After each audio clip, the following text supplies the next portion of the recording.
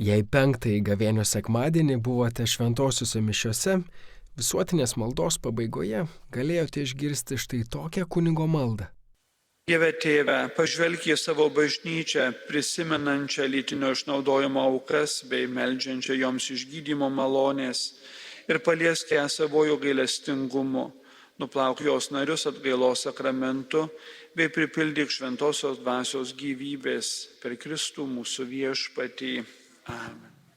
Ta diena buvo minima maldos už seksualinės prievartos aukas diena.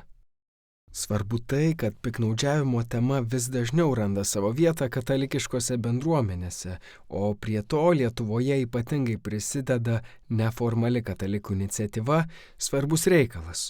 Apie tai, iš kokių skaudulių kilo poreikis vienytis, kalbinu vieną iniciatyvos palaikytojų diakoną ir mėnraščio Artuma redaktorių Darių Chmieliauską.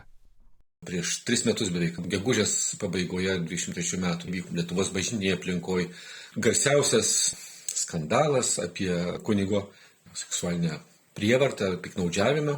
Būrys katalikų tarpusavį pradėjo kalbėtis, kad vis tik tai mes ir iki šiol esam girdėję tų atvejų ir mums trūksta mūsų oficialios bažnyčios reakcijos. Ir nesulaukia tokios aiškios pozicijos, ką Lietuvos bažnyčia žada daryti, kad užkardytų, kad tirtų tokius atvejus. Tuomet kreipėmės to viešų laiškų į vyskupus ordinarus, prašydami, kad būtų tokie žingsniai, nes mums kaip Lietuvos bažnyčios dalį, mes visi esame pakrikštyti atsakingi už tą bažnyčią, mums tai yra labai svarbu.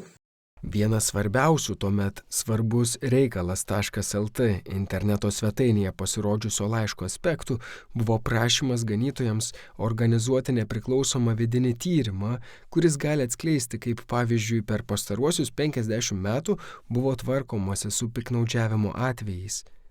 Anot pašnekovo, tai svarbu tam, kad galėtume nušviesti ir gydyti istorinę atmintį. Imtas iš šiokių tokių žingsnių dėl gairių, ypač Vilniaus vyskupijoje per pastarosius keletą metų šitų tam tikri seminarai ir mokymai apie saugos aplinkos kūrimą. Kaune šiek tiek girdim, bet dar irgi nėra labai aišku, kitose vyskupijose dar mažiau girdim. Buvo keletas surengta šitos iniciatyvinės grupės konferencijų su prelegentais ir iš Lietuvos ir iš užsienio, tam, kad geriau nušviestumėm tuos pranešimus, didžiąją dalį jų spausdinam ir iš Artumo žurnale. Diakonas Darius Chmieliauskas atskleidžia, kad realybės, kurioje šiuo metu gyvena bažnyčioje, priėmimas yra skausmingas tiek ganytojams, tiek visai Dievo tautai. Gyvenimiška patirtis sako, kad kol tu neįvardinsi ligos, negalėsi pradėti jos gydyti. Bažnyčios patirtis ir veiksmai rodo, kad mes privalom tai daryti, privalom tai įsivardinti, imtis konkrečių veiksmų. Tai yra tiesiog mūsų šiandienos privaloma laikysena. Tai nėra lengva. Tie pirmieji žingsniai visuomet yra sunkesni. Paklausus, ar iškeliant problemas į paviršių nėra grėsmė susipriešinti bažnyčios viduje, pašnekovas teigia, kad mes negalime vienybės ir bendrystės grįsti užsimerkimu prieš blogį, kad blogis gali virsti kaip vėžiu, kuris graužia mus iš vidaus. Išorėje galim dar atrodyti gražus ir vieningi ir šypsotis, bet viduje tas pelėsis pagriaužia visą šitą mūsų kūną. Tai niekada šitie nei dangstymai, nei slėpimai, nei bandymai pateisinti tokios baisios nusikalstamos veiklos niekada jie neatnešė nieko gero. Diakonas Darius Chmieliauskas kaip pozityvią ir drąsią bažnyčios poziciją seksualinio piktnaudžiavimo skandalų kontekste pateikė bažnyčios Prancūzijoje pavyzdį.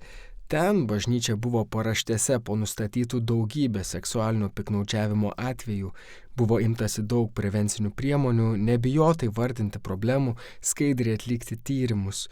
Anot pašnekovo, galbūt toks drąsus klaidų pripažinimas ir ėjimas gydymo keliu paveikė visuomenę, ko pasekoje šiuo metu stebimas ryškus Krikšto sakramentą priėmusiųjų skaičius.